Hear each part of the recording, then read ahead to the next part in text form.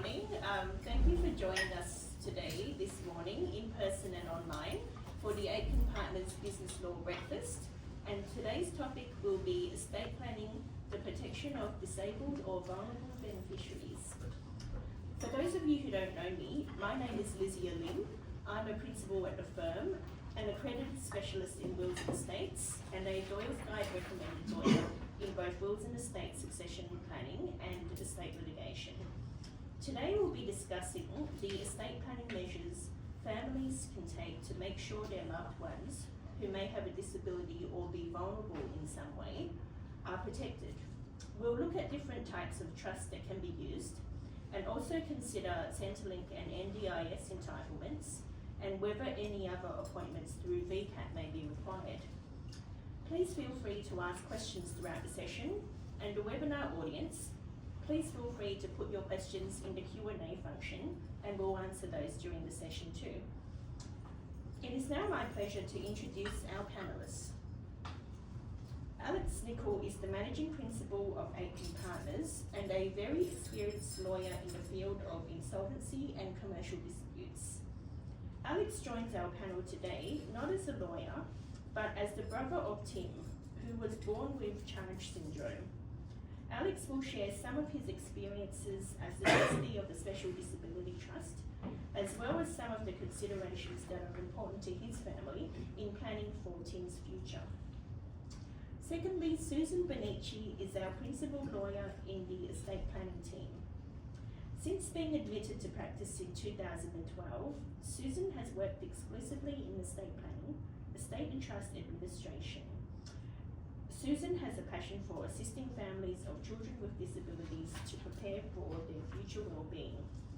As the mother of a child with a disability, Susan has a personal connection with this subject and has formed very strong connections with clients who are also in this position. Susan understands the importance of making informed estate planning decisions and enjoys sharing her knowledge and experience with other parents and carers. And finally, Susie Willis is a senior estate and trust solicitor in the Equity Trustees Wealth Services Division, with over 20 years of experience in the trustee industry. She works closely with teams responsible for estate and trust administration in the delivery of traditional trustee company services, with a particular focus on complex trust and estate matters. Please join me in giving a warm welcome to our panellists.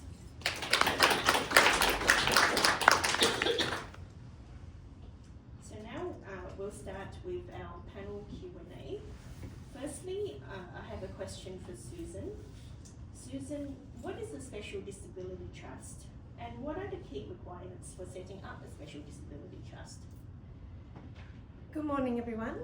So a Special Disability Trust is a type of government-regulated trust structure. It was introduced in 2006 and is governed by the Social Security Act. They were introduced as a measure to allow parents and other family members to make private provision for the long-term accommodation and healthcare needs of people with a severe disability, and to encourage people to take up this measure and to put these protections in place. The benefits that are afforded by these trust structures are so some social security entitlements and tax concessions.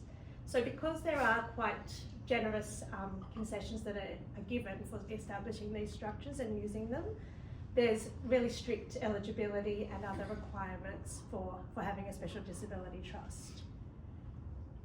Special Disability Trust can be established in somebody's will to gift an inheritance to a beneficiary and to manage that if they have a severe disability. And they can also be established by deed during somebody's lifetime to make provision for somebody in the family. The first requirement that's really strictly enforced is the eligibility requirements. So the first step when you're setting up a Special Disability Trust is to go through the eligibility assessment with Centrelink. And the eligibility criteria for having a Special Disability Trust varies depending on whether the beneficiary is under 16 or over 16. So firstly, they have to have a severe medical condition or a severe disability.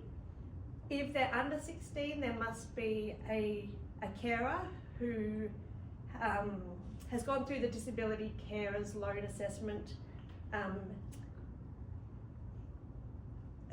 process, and the assessment has to be ranked as being intense. So that involves a carer's survey, and which is completed by the carer, which assesses, how much care is required for the person with a disability, and there's also a medical assessment as well that's done.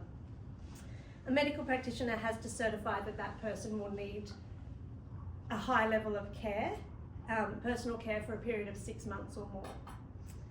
If the person is over 16, then they must be eligible for the disability support pension or be receiving a Department of Veteran Affairs invalidity pension or supplement payment. They must also would have qualified for the carer's allowance or the carer's payment, so going through that carer's assessment process if they had a sole carer, or they must be living in a supported government-funded accommodation. Another criteria for the over 16 assessment is that they're not able to work for more than 7 hours per week in the regular employment market. If they meet this criteria, then they're an eligible beneficiary, and a special disability trust can be established for them. But there's a number of other criteria and requirements that must be met in the ongoing management of the trust. There's the trust deed requirements, so you have to use the model trust deed that's set out in the legislation. There's also trustee requirements, who can be a trustee. There's property requirements, and then there's ongoing compliance and auditing requirements as well for the management of the trust. Thank you. And Susan, in what situations would a special disability trust be the most suitable option for a family? Yeah, so one of the main benefits of a special disability trust is that the trust is able to hold a set amount of assets that will not be counted when Centrelink is doing the assessment for a disability support pension entitlement. So if a client is receiving a disability support pension and you want to make sure that that person is able to retain that eligibility, putting assets into a special disability trust is a really good way to retain that eligibility. At the moment, a special disability trust can hold $813,000 around that amount. It's indexed to inflation each year, and that amount is exempt from the assets test when Centrelink is doing their eligibility assessment for the disability support pension. So it's a really good way of retaining eligibility, putting money aside for that person's care and wellbeing without affecting their disability support pension payments.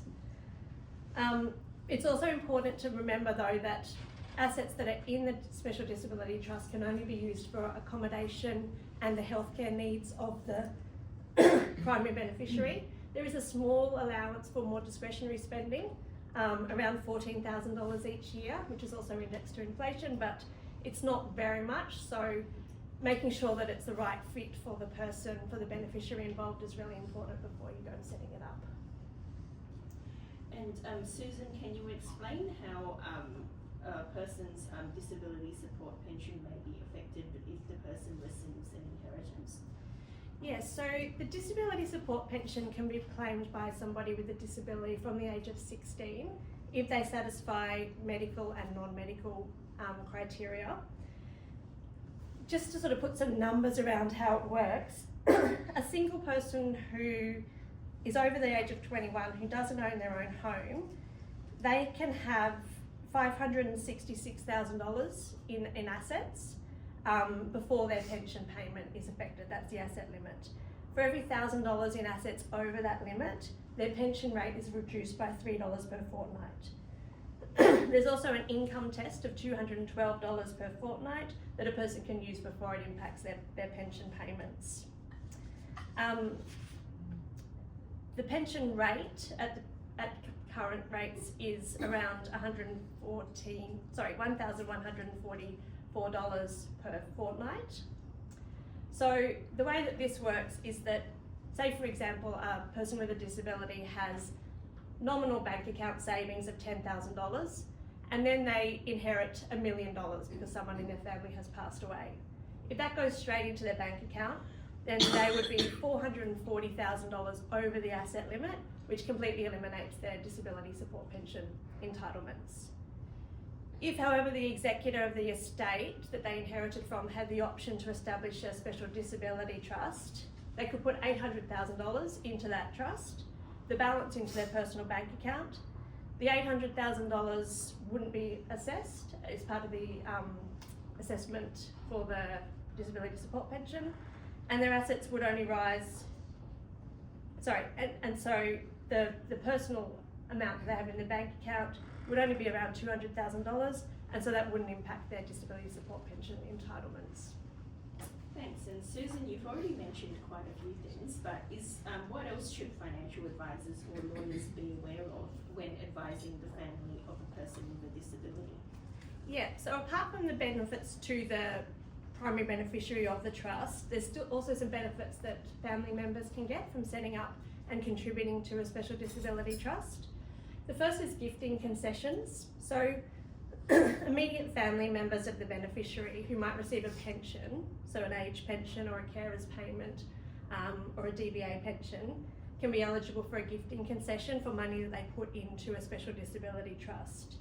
Generally, people on pension can only gift $10,000 in 1 year or $30,000 over a 5-year period, and any amount gifted in excess of that would be counted as part of their assets. But if you're gifting into a special disability trust, you can gift $500,000 per trust, and this can be an effective strategy for financial advisors who might want to be reducing the assets of a pensioner for their own pension entitlements or for aged care assessments. That can be a useful strategy. Another benefit of moving assets into a special disability trust is that transferring assets into this type of trust are CGT exempt. So if you have a client who has assets with a large CGT liability attached to them, so there's historical shares, for example, that might have increased a lot in value, if you can transfer those into a special disability trust, that transfer is exempt from capital gains tax. So you're effectively resetting the asset base, the cost base from the date of transfer. So that can be effective as well. Okay, thanks, Susan. I have some questions for Susie Lewis now. So Susie, are there any circumstances in which a special disability trust would not be appropriate for a beneficiary with a disability? And what other options might we have in those circumstances? Absolutely. So as you can see from what Susan was saying, there are a lot of restrictions around the special disability trust. They're a fantastic vehicle in certain circumstances, but they're certainly not for everyone. The first one that I think of is where people have interdependent finances. So if you've got a person with a disability who has a spouse or a partner and they have their finances together, that's going to be a potential issue because the restrictions around the special disability trust means that very limited in how another person can benefit under that trust other than the principal beneficiary. If care is being provided by a family member, that also might not be the right vehicle for them. An interesting one is where the ability to work fluctuates. So some people's, if it's a psychiatric disability, for example, so say someone has schizophrenia or another mental health issue or condition, there may be times in their lives when they can work, when they are able to engage in in the workforce, which obviously has very important benefits for that person.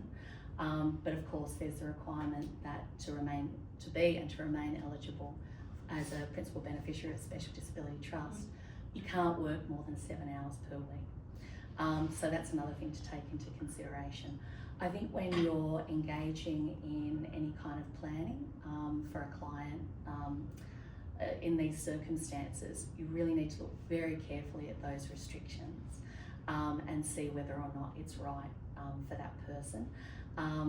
The other point too is that if you're not needing to primarily provide for their care and accommodation, so for example the NDIS now or other other schemes, You will often have people who don't need this private care, but you do want to provide for their discretionary spending. The limit's $14,000 per annum, so that's going to be very limited. Also, if you're fortunate enough to have a high level of assets, so say if you're leaving an inheritance of $2 million, you've got that cap of $800,000 in any event. So, and if you're leaving everything in another vehicle, which I'll get to in a minute, it's going to be of limited, if not no value. In terms of what other options there are, if a special disability trust isn't right for someone, you can of course in a will create what we colloquially refer to as an all needs protective trust, and that gives a certain amount of flexibility, or you can make that as flexible as you would like, in terms of income entitlements and distributions of capital. If your primary purpose is retaining the disability support pension, and more so the benefits that go along with that, again, you'd have to look at that very carefully. Another trust that is used, that is available, but I see very rarely these days, but I quite like it, is a statutory protective trust, and that's under the Trustee Act, where you give an entitlement to a beneficiary, and if they then try to divest themselves of that entitlement in any way, it automatically becomes a discretionary family trust for that person and their immediate family members. That, to me, is very, very useful in areas where a person is vulnerable to financial exploitation, which of course can be, can go along with people who are under a disability. So they're some of the ways that we can look at other options. Yeah. And Susie, my next question, you partially answered it then, but can protective trusts only be used for disabled beneficiaries, or are there other people who might benefit? So many people who do benefit from those, all needs protective trusts. Working for a professional trustee, that's, in a lot of circumstances, that's a large part of our client base. It's people who are vulnerable to financial exploitation, sometimes just because they're not financially sophisticated. People who are spendthrifts, people who might have issues such as gambling. We've got beneficiaries who, as a result of gambling issues and other types of behaviours, they've ended up bankrupt. And there's a whole lot of laws around bankruptcy and what you can and can't distribute from a trust in that regard. So basically anyone who you think might fritter away their inheritance through their own fault or not, there can be those benefits of a trust. The thing that's really important when we're planning for these types of things is to understand those Centrelink rules as well, because where you make a person entitled to capital, so if you've got a single person who's a beneficiary of an all needs protective trust, and there's the deed or the will confers upon the trustee the discretion to advance capital, Centrelink will assess the assets of that trust as though that person owns the assets. And if that's, if you're looking at $500,000, $1 million, $2 million, that's going to be a problem. So again, looking at restrictions and trying to incorporate flexibility, but flexibility and creativity within the bounds of what Centrelink and tax office and everything else might be able to, might impose on us. Thanks, Susie. And Susan, could you clarify the responsibilities and role of a trustee versus an appointor when it comes to trust management? Yeah, sure. So these are two vitally important roles whenever you have any type of trust. The trustee is the person or the company, the entity who has the day-to-day management of the trust. So they make all the investment decisions, they manage the assets, they protect the assets, they decide when distributions are made of income or capital, depending on the terms of the trust deed. But their primary responsibility is managing the assets for the benefit of the beneficiaries.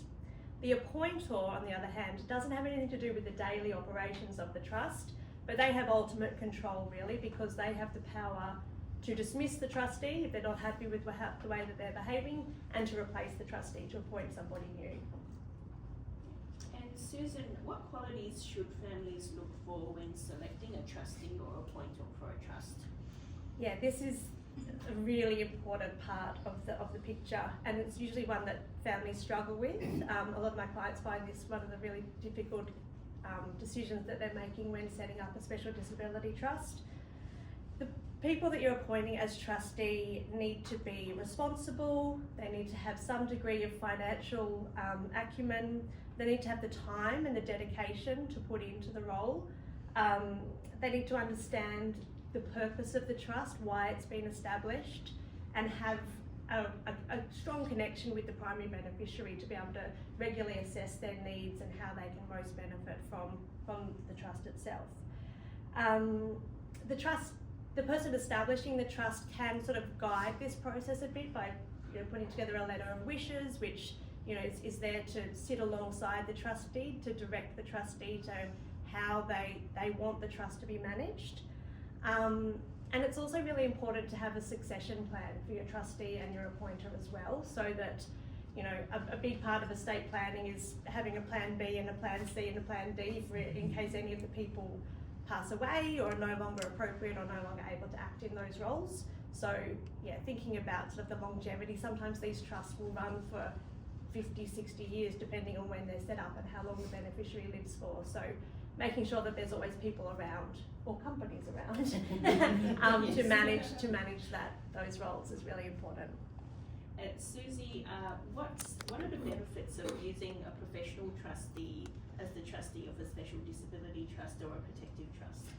So, like special disability trusts, professional trustee companies aren't for everyone, but we can be very useful in a number of circumstances. So we have longevity, we never die. Sometimes we're taken over, but we never die. We also we're impartial. We don't have any emotional skin in the game. So if a family member is appointed as the trustee of a trust, and we've seen this time and time again when we take over, sometimes as a trustee or appointed by someone, if a family member is a trustee, they can be held to emotional ransom, basically, in terms of the beneficiary requesting money.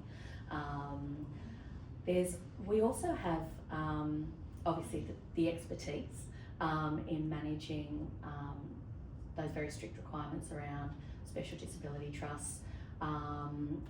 We also have in-house tax knowledge and just that long-term expertise in managing trusts. Where you've got a beneficiary who doesn't have a family or doesn't have other people, and we do see that a bit, we also have other services that we can link beneficiaries in with. So we have a number of beneficiaries who are in this situation, and there's an organisation that we use, they're called Live Well Care, and they're kind of like a community visitor, and they go and visit with beneficiaries however often you want, usually once a month. And it's someone independent to make sure that person's being looked after, basically making sure that they don't slip through the cracks, that they're not being exploited, that they're getting everything that they need, not just in terms of finances, but in terms of lifestyle needs, medical. So that's a really useful tool, a really useful network that we can tap into as well. Where there are families involved though, having a professional trustee acting can often assist in preserving relationships within the family, because you're taking out you're taking out that responsibility on one member of the family, for example, to be financially looking after the others. The last, and again, a very huge part of our client base is families where there are fractured relationships. And time again we see families that just simply do not, cannot, will not get on. And you see, a whole lot of consequences that come from that. So fractured family relationships, a trustee company is quite happy to step in and be the big bad guy. Yeah, no, I can imagine you're taking a lot of stress out of families there. Absolutely. So now we've got a bit of a client's perspective. Alex, you have personal experience acting as the trustee of the Special Disability Trust for your brother Tim. Can you tell us how you find that experience, and what are some of the challenges or rewards that you found from acting in that role?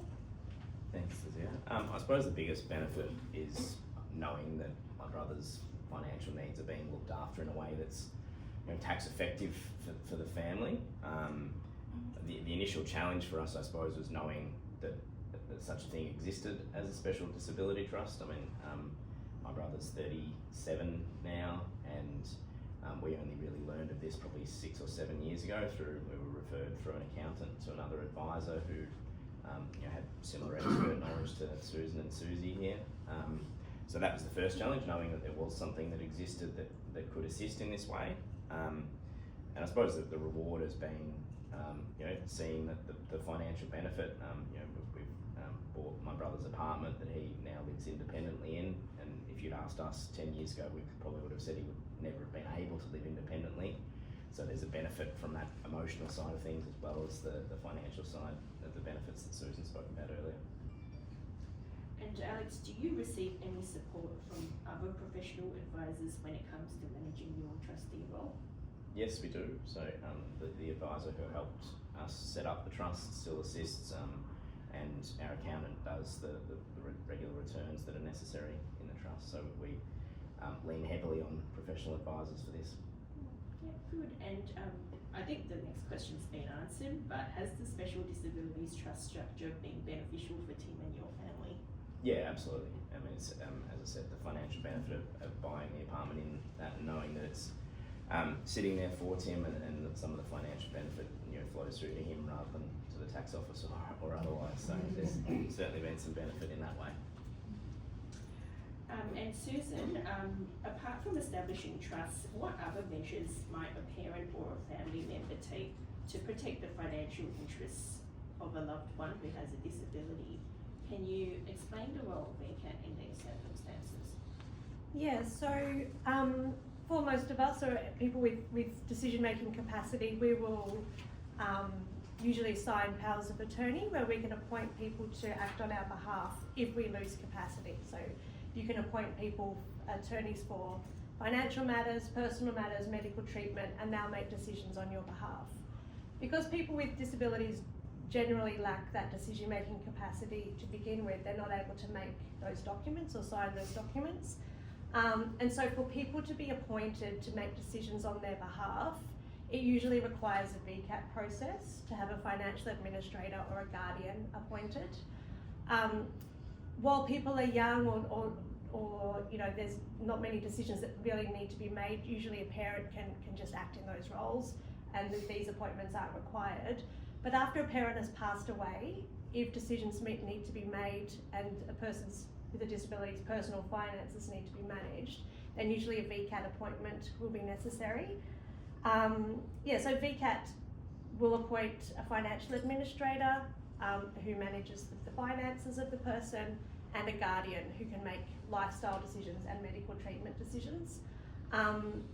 It's a bit of a process, which I think Susie will talk to, but yeah, it can be useful to think in advance within the family group about, okay, if mum and dad weren't around, who would be best placed to go into those roles, who should be making the VCAT applications, and just sort of trying to get agreement on how those roles would be filled.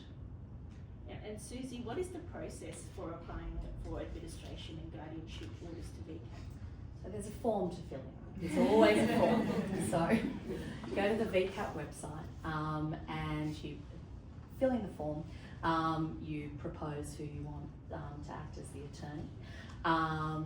And you also need evidence of why that person or why an appointment is required. So that might be by way of a GP report, a neuropsych report, etc. And then, so you submit all of that, and then you'll have a hearing date that will be appointed. It can be a long process. So you can request an urgent hearing if there is a need for that. And ideally, you would want, if possible, the person for whom the appointment is being requested would be great for them to be able to attend the hearing if that's appropriate, because the member does like to get that person's view. A lot of hearings these days are heard either by video or over the phone, which makes it a little bit easier. VCAT, you also obviously have to show a need as to why the appointment is required. So with guardianship, a member will not appoint a guardian unless there is an immediate need for it. And it might be that the person needs to, have specific medical treatment, or there's some sort of lifestyle decision that's required. If there's no one to act in terms of the guardianship side of things, then Office of the Public Advocate can be appointed in that regard. So, as I say, a bit of a process, but it's not too difficult to navigate. And what role can a professional trustee play in managing the personally held assets and well-being of a disabled or vulnerable beneficiary? So, over the years, traditional trustee company services have expanded to include the management of people's personal assets.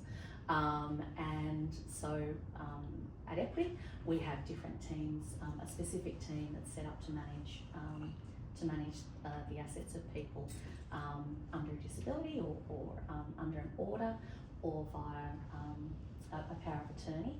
What a trustee company doesn't do though, nor should we be able to, and we're not licensed to, is to act as a guardian or to make lifestyle decisions. That's actually a really important distinction. Personally, I don't think there would be many families or people who would want a trustee company making those kind of decisions anyway. But it's always good to know that and be able to talk about that to clients or to people who are in that situation, so that they can plan appropriately. Yeah. Well, if somebody does want someone independent, as you said before, the Office of the Public Advocate is usually the one for the guardianship. And Susan, what is the relationship between Special Disability Trust, Centrelink Entitlements and NDIS? Yeah, so this is a really complicated area that is very confusing for families, including my own. So there's a lot of different, when you have someone with a disability in your family, they will have potentially a few different buckets of funds. And each bucket of funds can be used for different things, has strict regulations around it, and has a lot of administration involved. Funds held in the Special Disability Trust, as we said earlier, can only be used for the accommodation and healthcare purposes and have strict regulations and compliance around them. NDIS funds as well can only be used for certain purposes, depending on the participant's plan and how they're assessed each year, which does get reassessed each year and can change over time, depending on eligibility and sometimes the whim of the coordinator that you're seeing. NDIS funding typically though can only be used for therapeutic supports, assistance to participate in social and community activities and get involved in the workforce, home modifications, mobility aids, and technology equipment, communication devices, things like that. Again, NDIS is highly regulated, audited, and up for review every year. And up for government review when they feel like talking about it. If the person has retained their disability support pension as well, then they will usually have a personal bank account or an account where that will go into. And again, there might be a financial administrator appointed through VCAT to look after those funds, and they'll have to submit accounts to VCAT. So you really have to be careful that you're using funds from each budget and each allocated pool for the right thing. That there's really strong record keeping kept, because all of these things can be audited. There's a lot of work involved in all of that, but there's a lot of great benefits as well. I don't want to sound like I'm nagging on all of these things, because special disability trusts have great benefits. I love the NDIS, but it's just a lot of work. And it's important to understand the distinction between each of those things and what they can be used for. So a question for older panellists: what are the key practical challenges families face when administering a trust or other entitlements for a beneficiary with disability? I think Susan's probably just touched on that just there. the administrative and compliance aspects of it, they're reasonably significant, and it does take time and some professional assistance to make sure you navigate through that. And what advice would you give to families who are just starting to navigate future planning for their loved ones with a disability? This is for anyone. Oh, sorry, we all went then. All at the same time. Ladies first, please. I was going to say, get all of the information that you can from every source that you can. Information, knowledge is power, all of that, but it really is true in this circumstance, so that you can understand and assess all of the options that are available. Yeah, I would say to try to work out, and this is not possible for every family group, and a lot really does depend on the characteristics of the disabled person, what their abilities are, what their disability is, if that's likely to change over time. So having a really good understanding of what their needs are, and then assessing what your resources are as well. And your resources in terms of your financial resources, but also the people that you have around you. Trying to spread the load in that team of people, if you can, I think is really important. Looking into what professional support there is. So whether it's a professional trustee, whether it's other disability support networks, there's a lot out there. Doing research in advance, so trying to make a plan for the person as much as you can, so that a lot of that doesn't come back onto the trustee. Putting a plan in place as early as possible, and also trying to build some flexibility into it. I know it's sort of a bit of a conflict to say have a plan but then make it flexible, but these things do change over time. The regulations, the structures that we have in place might change over time. The beneficiary might change over time. The people that you've appointed, their lifestyles, the demands on their time might change over time. So having a plan but having some flexibility built in, I think, is really important as well. Yep, so just to touch on the same thing, I'm a joint trustee with my father and my sister and my brother, and my dad runs a pretty tight ship as far as organising the administrative and compliance aspects of it, but also, I suppose, the emotional side, and pretty open communication with my brother, who is not a great communicator but can communicate, and he certainly understands the planning behind it and has some input. And so I suppose the two things are joint trustee role, sharing the responsibility and the communication, and make sure that communication is very clear to the ultimate beneficiary. Have there been any recent changes in legislation, or do you anticipate any future changes that might impact anything we've discussed today? There hasn't really. Special disability trusts and the laws around that have been quite stable really since they were introduced, and I don't see that changing. I am very cautious about the NDIS and where that's going. It's always something that's being debated, so that might change over time in terms of how strictly eligibility is assessed, how much people will receive in their plans. I think that's going to change. So people who are relying on the NDIS to meet certain accommodation needs, things like that, might in future go down other paths. So yeah, that's where I see potentially change. So we've got one scenario from the audience. We want to move our family home into a special disability trust to provide long-term housing for our son. What are the tax implications of transferring the property into the trust, and how will it affect his settlement benefits? So there's no CGT on transferring the home into the trust, and the home isn't included. So the the beneficiary's home isn't included in that $814,000 worth of assets. So you can hold the home plus that amount of assets before the person's disability support pension is affected. You'd have to be careful as if there are other people living in the home and he's over 16. You have to be careful about the benefits, any benefits that are conferred upon the other family members. But again, that's a matter of looking at the situation and planning appropriately. That's a broad overview. It's also Thank you. stamp duty exempt. Yes, it is. Yep. Thank you. Thanks, Susan. Do we have any other questions from the audience? Sarah? Just one. How does powers of attorney tie in with guardianship, trustees, administration? How does that all work, and carers? Yeah, sure. So, powers of attorney, a person has to have the capacity to make a power of attorney. And so where a person doesn't have capacity to do that, that's where you get your VCAT application.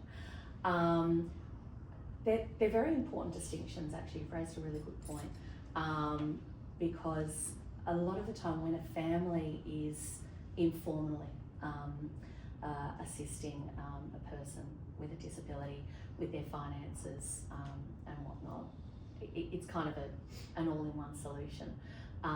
But there are very different obligations, or it's a very different role, say a guardian as opposed to an attorney or financial administrator or a trustee. And that's actually a really important distinction. I think sometimes when people are appointing a trustee, they think that, or there's an assumption, I think, that the trustee will be able to act for the person in their individual capacity as well, and that's not the case. And even more and more now, you know, Centrelink, the banks simply won't speak to a person unless they've got the appropriate authority document. So they all kind of work together, but it can get complex. Dylan? What's the process for winding down a special disability trust?